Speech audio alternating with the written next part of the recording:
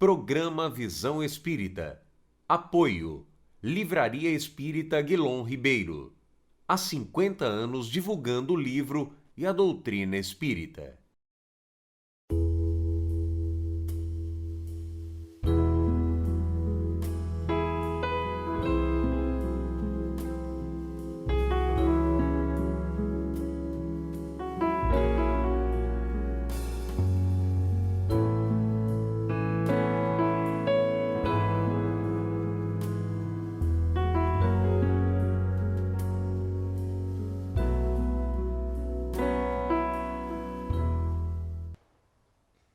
O programa Visão Espírita pede licença para adentrar ao seu lar, levar-lhe uma mensagem de fé, de otimismo e de esperança. O programa Visão Espírita recebe hoje o companheiro Edgartão, divulgador do Espiritismo, trabalhador da Casa União Fraterna, microempresário, dedicado a uma causa maravilhosa que é levar a verdade, a mensagem do Evangelho para todos os cantos e recantos aonde ele pode estar. Seja bem-vindo, Edgar. Muito obrigado, André.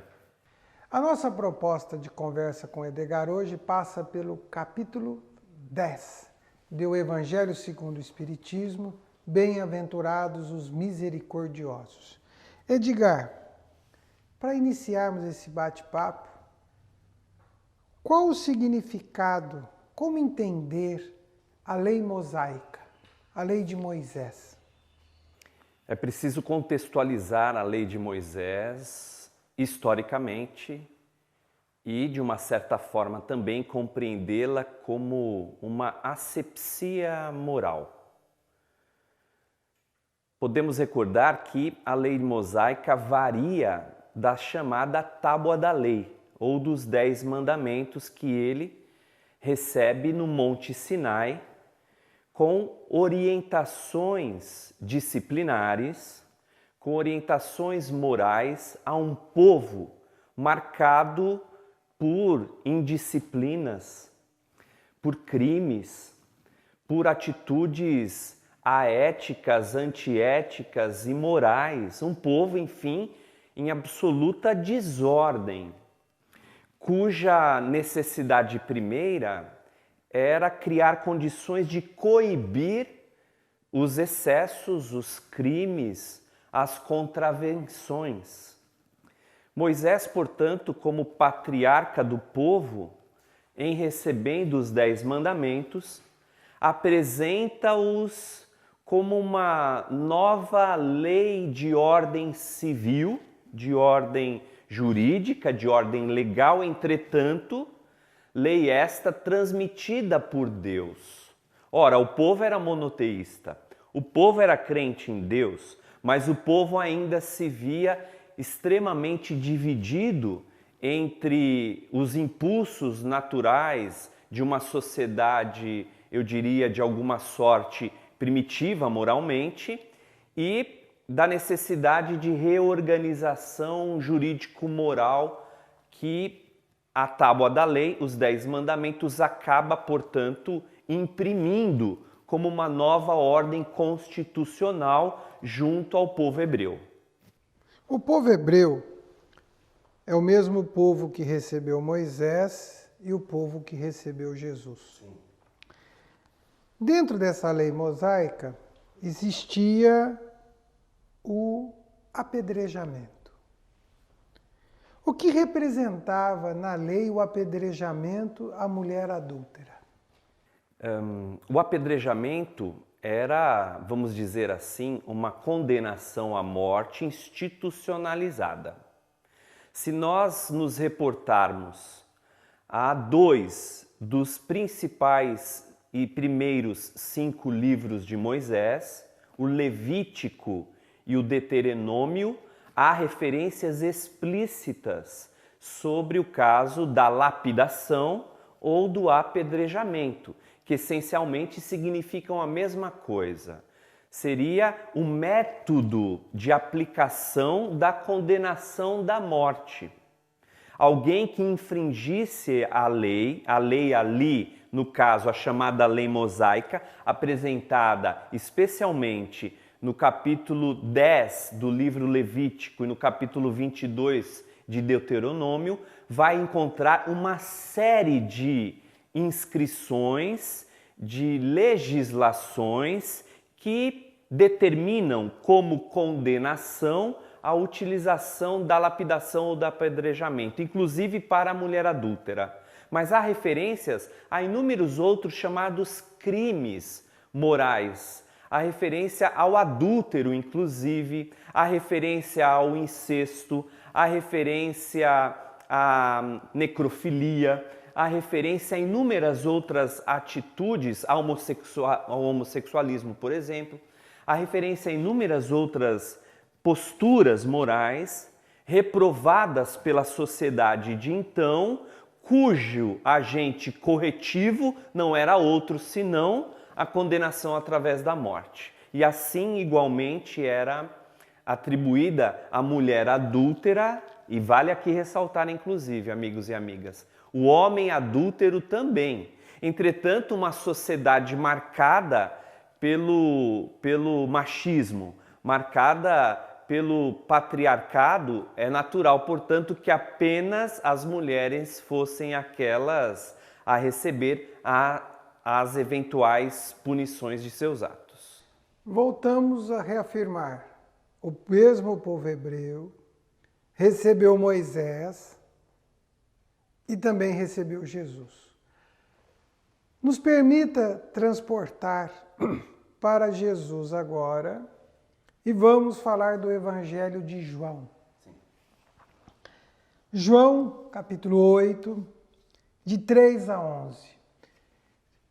Temos uma narrativa maravilhosa neste capítulo. Uma das mais expressivas passagens que Jesus vai deixar como legado do combate à hipocrisia e do perdão e do reconhecimento da misericórdia divina, não é? E nós vamos, nessa narrativa de João, né, encontrar alguns personagens, né, alguns partícipes. E antes de lermos a narrativa na íntegra, vamos conversar um pouco sobre alguns partícipes dessa narrativa. Sim. Uhum. Então nós temos como partícipes dessa narrativa Jesus, a mulher adúltera, a sociedade da época. Formada naquele caso em particular, André, por fariseus e escribas, que são os dois grupos que compõem a passagem da narrativa da mulher adúltera no Evangelho. Perfeito. Nos fale um pouco. Quem eram os escribas e quem eram os fariseus? São dois grupos que faziam parte da sociedade hebraica da época, não é? São estudiosos da lei de Moisés, são especialmente judeus que se dedicam ao serviço, ao estudo e ao entendimento junto ao templo. São defensores da lei mosaica. Eu quero registrar aqui, amigos e amigas, que são defensores da lei mosaica, mas que não são cumpridores dessa mesma lei mosaica. Ou seja, estavam eles, portanto, mergulhados num universo de hipocrisia que Jesus combatia tenazmente, advertindo esse grupo, advertindo-os a todos sobre a necessidade da aplicabilidade, da prática daquilo que eles já sabiam. Jesus afirmara em outra época: eu não vim destruir a lei. Que lei Jesus se referia? A lei de Moisés, evidentemente, mas fazê-la cumprir, coisa que o próprio grupo, portanto, não conseguia.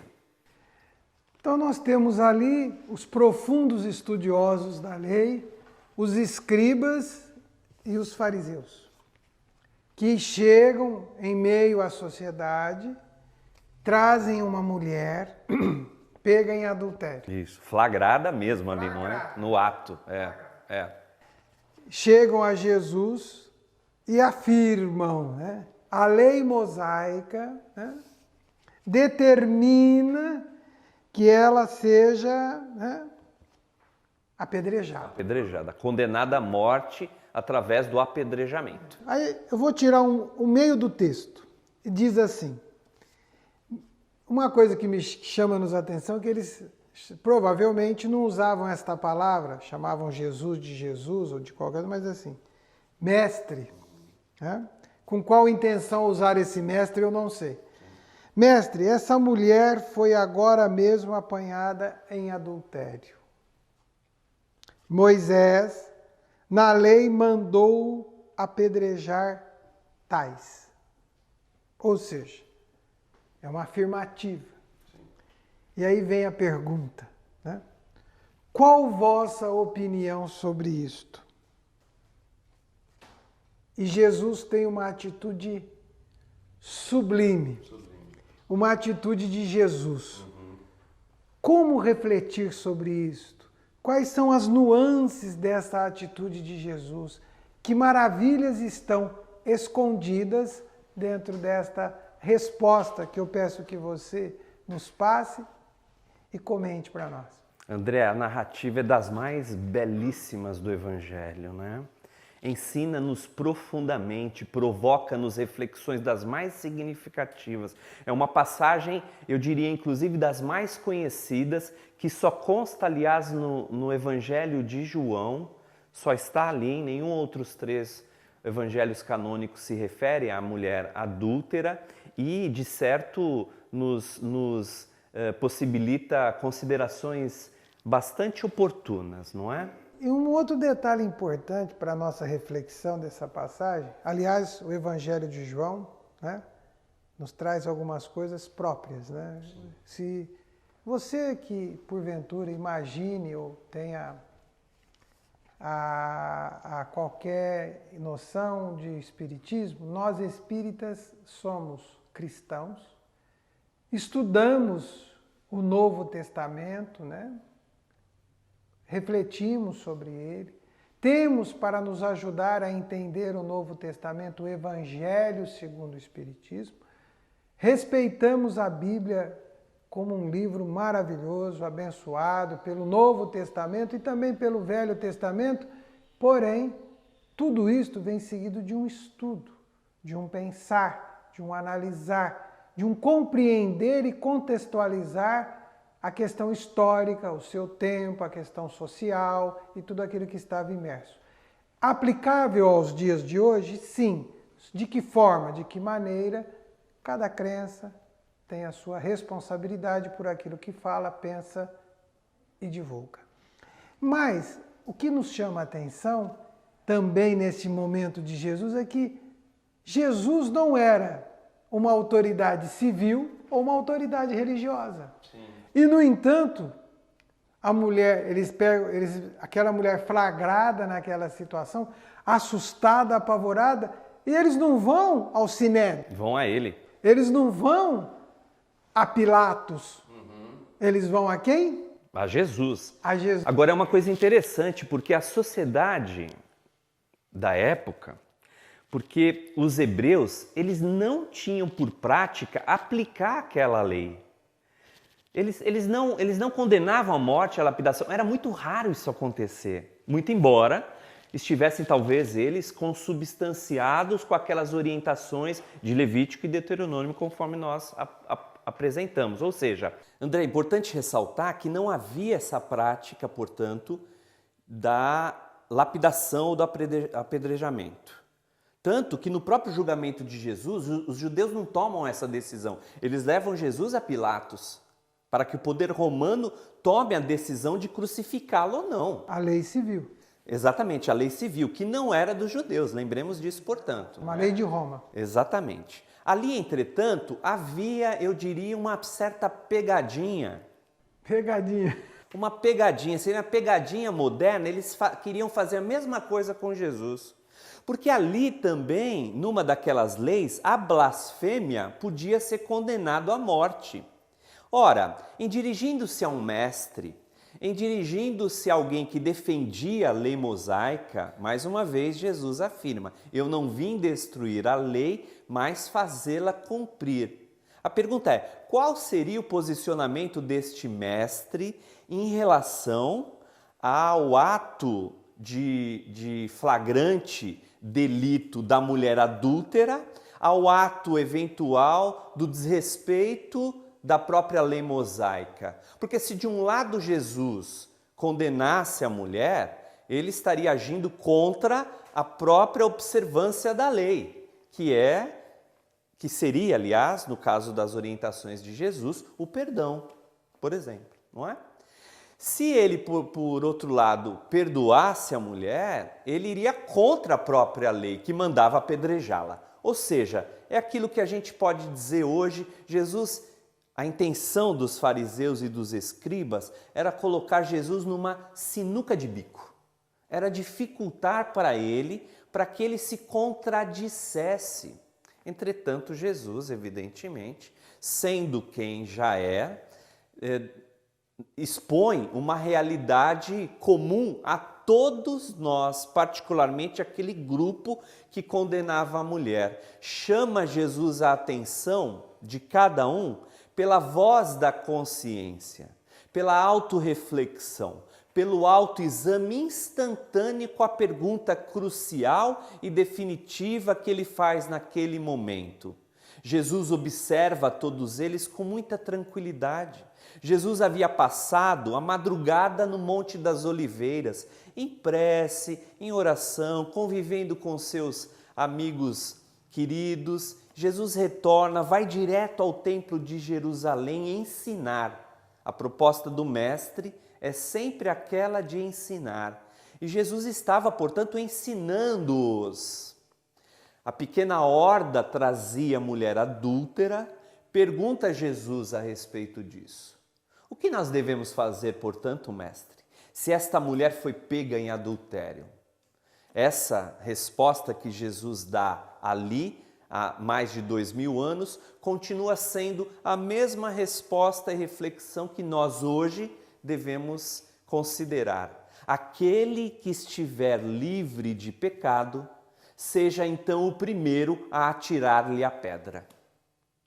Ora, quem em sã consciência, sendo impulsionada pela autoridade moral que era peculiar a Jesus, num autoexame consciencial, e lembremos da pergunta que Kardec faz aos espíritos reveladores, a de número 621, onde está escrita a lei de Deus? A resposta é curtinha, os espíritos dizem, na consciência. Ora, na consciência qual? Na consciência de cada um.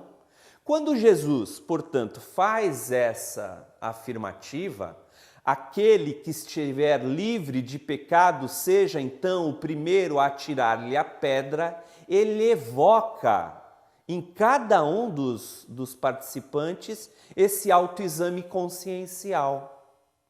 Ora, diante do autoexame consciencial, ninguém se viu em condições morais de atirar a pedra naquela mulher equivocada, flagrada no adultério.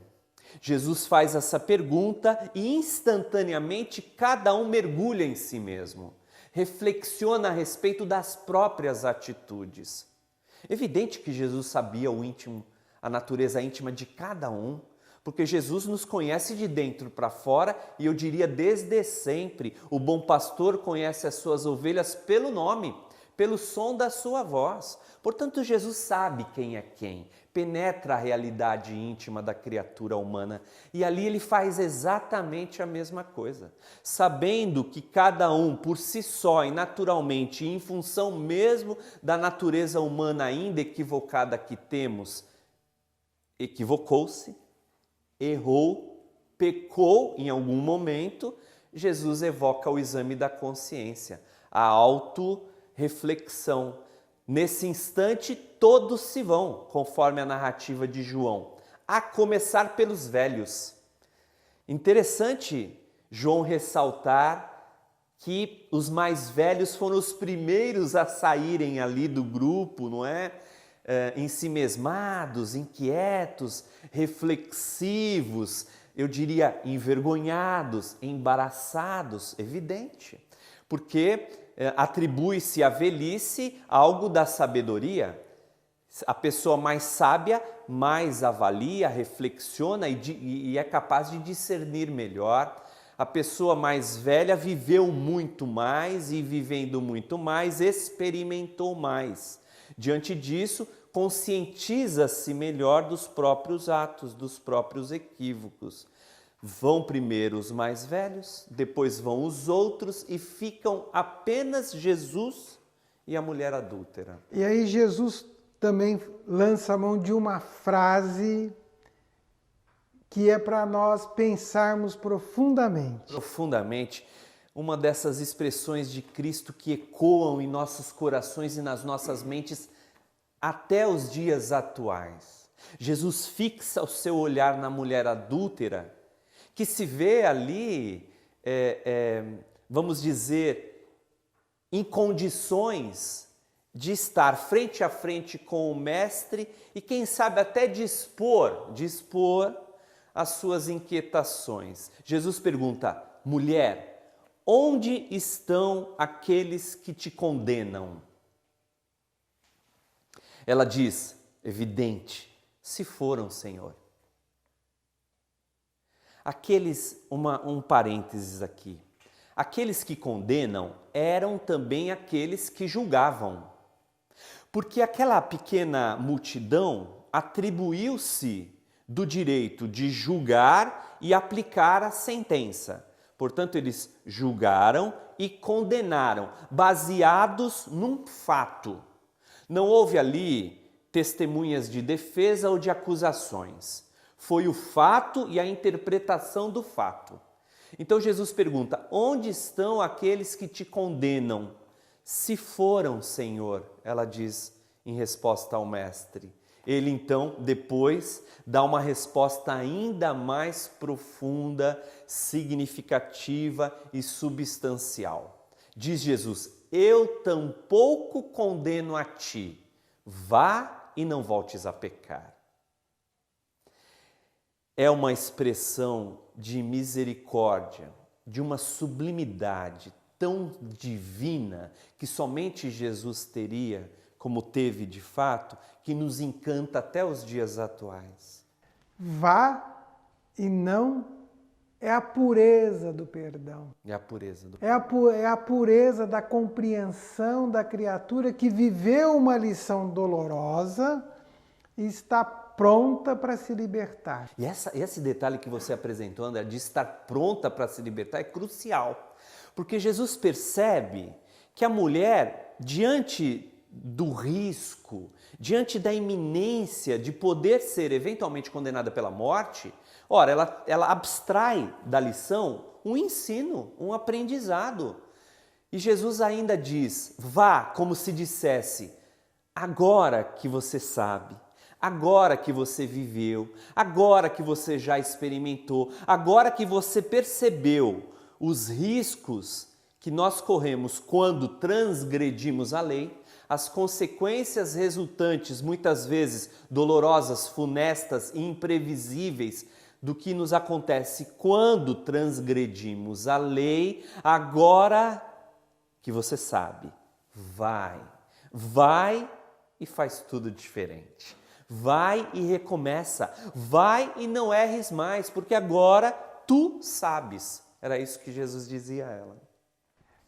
O tempo é um aliado restrito nesse nosso bate-papo, porque o assunto ele é encantador, emocionante e nos leva a refletir profundamente, porque, telespectador, será que ainda estamos com muitas pedras nas mãos? Mas vamos voltar para a nossa conversa. Quem era aquela mulher? Eu diria, Zola, que aquela mulher representa-nos a todos. Que aquela mulher, embora tenha sido ela mesma flagrada no adultério, representa-nos nos dias atuais, porque ela se equivoca, se engana e mais tarde, Amélia Rodrigues vai detalhar o pós da vida da mulher depois de ter conversado com Jesus, depois de ter ido. Os amigos podem procurar esse livro e buscar referências à vida da mulher adúltera depois desse fato, narrada pelo Espírito Amélia Rodrigues, através da psicografia de Divaldo Pereira Franco. Essa mulher representa cada um de nós, que nos equivocamos e que rogamos intimamente o perdão e a misericórdia divinas, em que aspiramos por um recomeço, em que solicitamos uma nova oportunidade de aprendizado e de refazimento de nós mesmos, onde nós percebemos, porque ainda é assim, que os equívocos que realizamos nos ensinam, mas ensejam, como ensejarão sempre, os agentes corretivos, reparadores, o conserto que nós podemos imprimir nas nossas realizações. Jesus continua perdoando-nos e dando-nos novas oportunidades. E diante dos nossos equívocos, que não são poucos, e cada um de nós, em examinando a nossa consciência, saberemos disso, saberemos registrar, Jesus continua dizendo: vá e não voltes a pecar, para cada um de nós, entendendo o pecado como sinônimo de equívoco, de erro. Edgar, agradecemos a sua presença. Muito obrigado, Zé. Para conversar sobre o capítulo 10 do Evangelho segundo o Espiritismo. E nós vamos conversar novamente sobre este capítulo 10, porque tem o argueiro e a trave, o não julgueis, então temos mais assuntos para tratar. Pedimos que você deixe a sua mensagem final ao nosso telespectador. André, agradeço mais uma vez o generoso convite, agradeço a audiência dos nossos amigos telespectadores, das nossas amigas que estão conosco aqui no programa Visão Espírita, e a mensagem que eu digo é uma só: nós invariavelmente nos equivocaremos, nós erraremos. Portanto, vamos confiar e fazer um pouco melhor, conduzindo-nos à vida com perdão e perdoando aqueles outros que estão à nossa volta, inclusive. Até o nosso próximo Visão Espírita.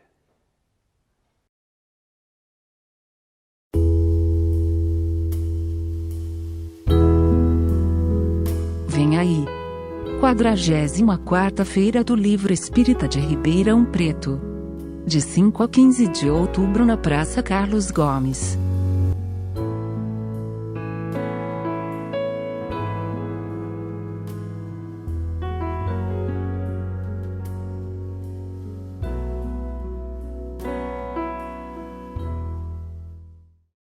Programa Visão Espírita. Apoio. Livraria Espírita Guilom Ribeiro. Há 50 anos divulgando o livro e a doutrina espírita.